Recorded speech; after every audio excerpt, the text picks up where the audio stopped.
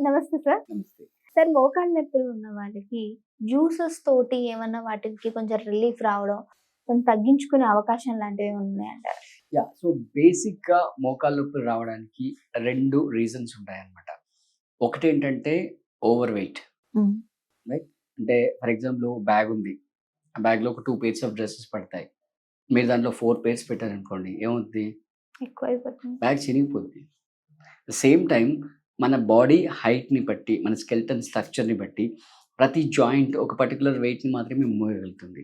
And especially మన బాడీలో ఉన్న టోటల్ వెయిట్ అంతా కూడా నీ జాయింట్స్ మీదే పడుతుంది. హ్మ్. ఇంకా గట్టిగా చెప్పాలంటే మనం నడుస్తున్నప్పుడు ఒక కాలు పైకెత్తితే ఇంకో కాలు మీద మొత్తం వెయిట్ పడుతుంది. సో, ఒకవేళ ఆ వెయిట్ ఓవర్ వెయిట్ అయ్యి అంటే BMI కంటే క్రాస్ అయిపోయి ఉంటే గనక పెయిన్ స్టార్ట్ అయిపోతుంది. అసలు నా దగ్గర క్లయింట్స్ వచ్చినప్పుడు ఫస్ట్ నేను అడిగే క్వెషన్ ఏంటంటే, "మీ ఏజ్ ఎంత? మీ వెయిట్ ఎంత?" ఫస్ట్ క్వెషన్ అదే అడుగుతాను నేను. హ్మ్. రైట్? మీ ఏజ్, హైట్, వెయిట్. సో, దాన్ని బట్టి నాకు తెలిసిపోతుంది రీజన్ ఏంటనేది. ఫస్ట్ క్వెషన్‌లో నాకు క్లారిటీ వచ్చేస్తుంది. ఓకే. సో, నెక్స్ట్ వచ్చేసి సెడెంటరీ లైఫ్ స్టైల్. మూవ్‌మెంట్ లేకపోవడం అనమాట.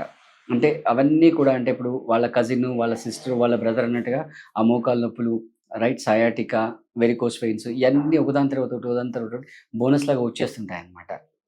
సో, మూవ్‌మెంట్ లేకపోతే అంటే ఫర్ ఎగ్జాంపుల్ ఇప్పుడు మీరు యాంకరింగ్ చేస్తుంటారు. ఓ పూట షూట్ లేదనుకోండి. మీరు పొద్దునొచ్చారు 10:00, 1 వరకు షూట్ లేదు. ఎవరు లేరు మాట్లాడడానికి. మీరు గమ్మున రైట్ సెల్ నోరు అలాగే సైలెంట్‌గా పెట్టేసుకొని ఏదో వీడియోస్ చూసుకుంటూ కూర్చుంటారు.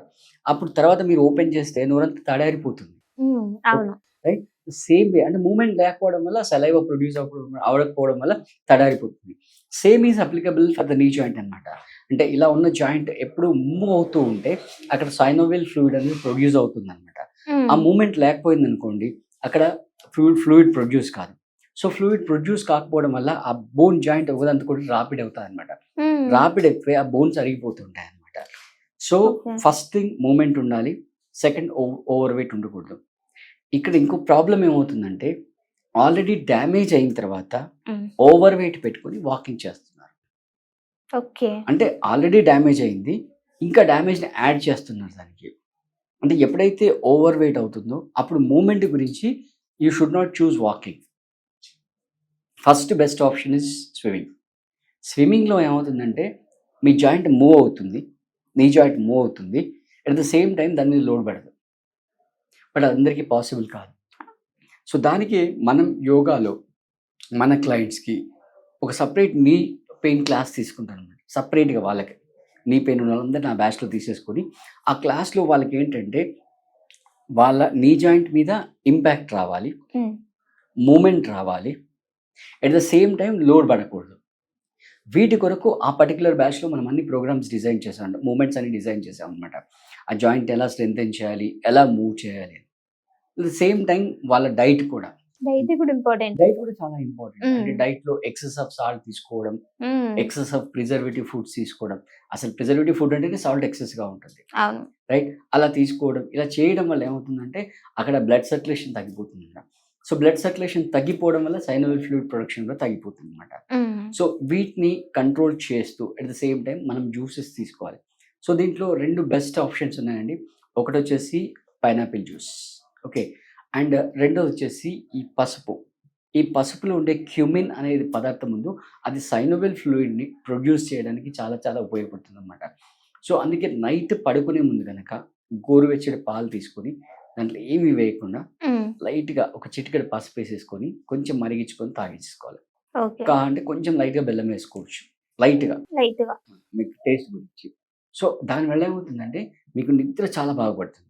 ఆ గోరువెచ్చటి పాలు పసుపుతో తాగడం వల్ల. హ్మ్. ప్లస్ ఈ నీ జాయింట్ మీద కూడా ఇంపాక్ట్ వస్తుంది. ఓకే.